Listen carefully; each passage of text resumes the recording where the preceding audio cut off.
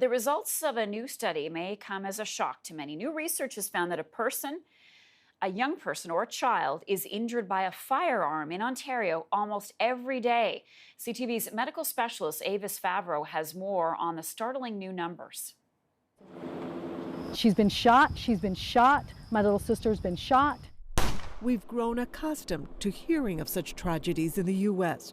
Children playing with guns left loaded out in the open. But there is a problem in Canada too, says this scientist who analyzed hospital data in Ontario, finding 355 children and young adults are injured each year by firearms. That's almost one a day in just one province. My jaw dropped. We don't think of firearms as a problem in Canada, in particular in children and youth. It's not something you see every day, but when you actually look at the data, it shows that firearms are a problem in Canada.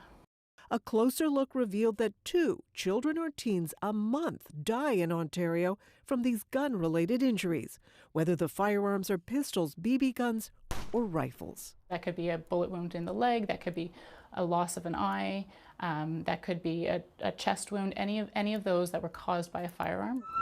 25% of these injuries are assault-related, usually among older teens and young adults. But the study found 75% are accidents and totally preventable. Now that the problem's been identified, the Canadian Pediatric Society would like physicians to start asking families if they have firearms in their homes and how they are keeping these guns away from young hands. Ideally, you'd like to see 0 firearm injuries, and certainly, the accidents to me are ones that should be completely preventable. The goal now to get gun injury data from across Canada and to help families and lawmakers understand that guns harm and kill the young on both sides of the border. Avis Favaro, CTV News, Toronto.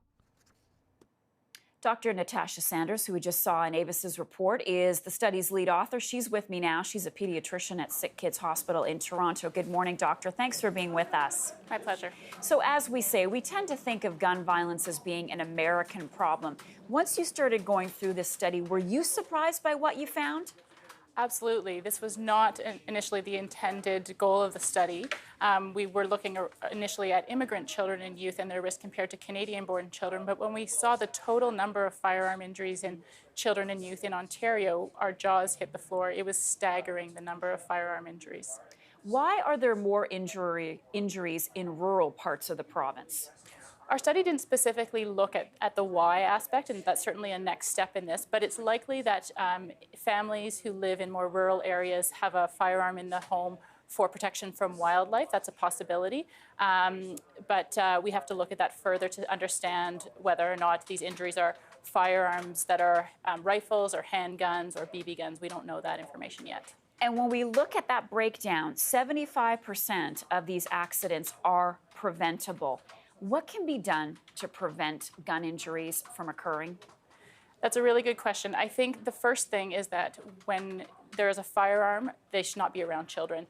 So if you have a firearm in the home, they should be removed from the house, and especially when children and youth are at play. And if you have to have a firearm in the home, they should be locked and unloaded, and ammunition should be locked separately.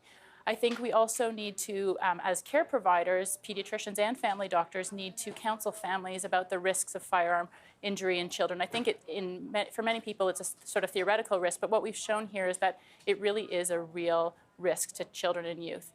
And then from a policy standpoint, I think we have to look at ways to prevent children and youth from accessing firearms. So tighter legislation around the use of things like BB guns and air guns for children and youth, as well as enforcement of existing policies and legislation for firearms.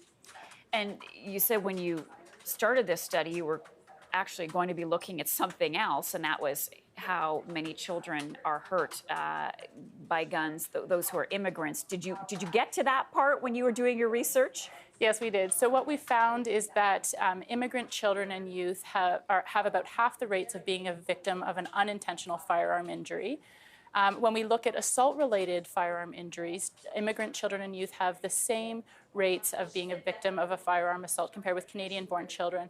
But when we dove a little deeper and looked at subpopulations of immigrant children and youth, so refugees, for example, there was a 43% higher risk of being a victim of a firearm assault in refugee children and youth. And if you were an immigrant from Central America or Africa, you had a 3- and 4-fold higher risk of being a victim of a firearm assault. So what does all of that tell you, doctor?